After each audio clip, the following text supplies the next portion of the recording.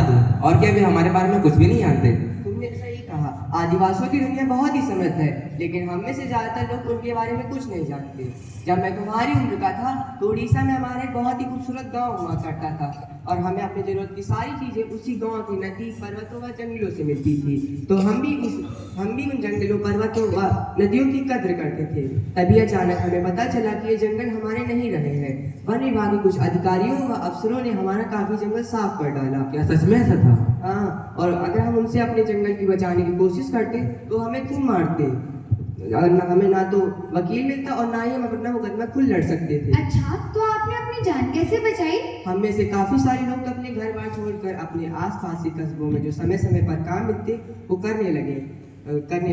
और तभी एक दिन अफसर आए। उन्होंने कहा कि हमारी जमीन के नीचे लोगों का भंडार है, वह हमसे वो जमीन छीनना चाहती थी। इसलिए उन्होंने हमसे बड़े बड़े वादे किए और कहा कि अगर हम उनको अपनी जमीन बेचेंगे तो वो हमको पैसे व नौकरी देंगे, जिसको सुनकर बहुत लोग काफी खुश हो गए। पर कुछ लोगों को यह बात सही नहीं लगी। उन्होंने कुछ लोगों से बहला फुसलाकर तो जमीन उनसे ये छीन ली, पर जो लोग उसे बेचने को तैयार नहीं थे उनको मारकर उन्होंने ये जमीन छीन ली। इसी तरह रातों रात हमारी जीवन शैली विलुप्त हो गई।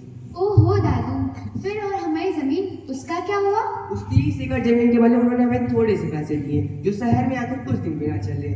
हम शहर में एक छोटे से किराए के बंद कमरे में रहते थे, जहां हमें अपने खुले वातावरण, जीव जंतु की बहुत याद आती थी। कुछ दिन बाद तुम्हारे पिताजी की नौकरी लग गई तो हम दिल्ली चले आए। वो दिन शुरुआती दिन बहुत कठिनाई भरे थे, जिस कारण से हम शुरुआती समय पर तुम लोग को स्कूल भी न भेज सके। मुझे स्कूल जाने से नफरत थी।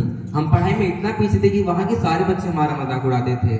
हम घर में संथाली भाषा का प्रयोग करते थे, इसलिए दूसरों से हिंदी में बात करने के लिए कुछ बोल ही नहीं पाते थे। मुझे तो अच्छा लगता था, लेकिन मेरे अब कई सारे अच्छे दोस्त बन गए हैं। मुझे थोड़ी बहुत अंग्रेजी भी बोलने आती है। I am proud to be an Adivasi. काश मैं अपने दोस्तों को अपना गांव बर्बाद होने से पहले दिखा सकता, कितना अच्छा होता। तुम अभी भी उनको अपने गांव के बारे में बता सकते हो, वो लोग उससे काफी कुछ सीख सकते हैं। फिर तो दादू मैं जरूर बताऊंगा उनको। हाँ दादू, मैं बड़ी होकर एक आदिवासियों पर बहुत अच्छी फिल्म बनाऊंगी, जिसमें मैं अपने हर आदिवासी भाई बहन का कष्ट दिखाऊंगी। धन्यवाद।